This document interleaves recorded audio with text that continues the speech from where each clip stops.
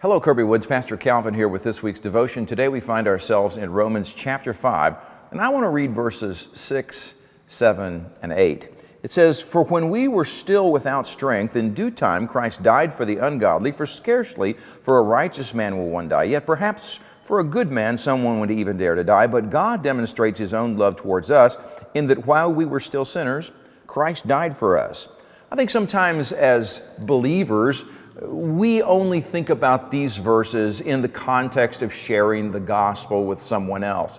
Well, I want you to know that while we were yet sinners, Christ died for us. But I want you as a believer to think about that just for a moment. Think about what that verse is saying to us. It's saying this, that when we were in rebellion against God, when we were enemies of God, God loved us so much that He sent His only begotten Son to die for you and me.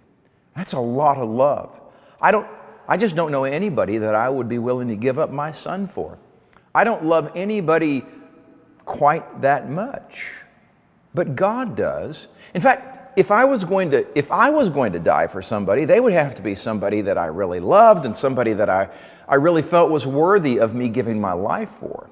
But we weren't worthy of it. We were rebels. We were in rebellion against God, living in sin, doing our own thing, and yet that's how much God loves us. And if He loves us that much in salvation, think how much He loves us in the right relationship that we have with Him. That love of God, that love that He demonstrated so sacrificially, so abundantly on Calvary's cross for you and for me. He loves you today with that kind of love. He cares about everything that's going on in your life. He wants to be in fellowship with you. He wants you to pray. He wants you to bring your request before Him like a child before their father. Because, listen, He loves you. He still loves you. Man, I'm kind of blown away when I think about how much God loves us.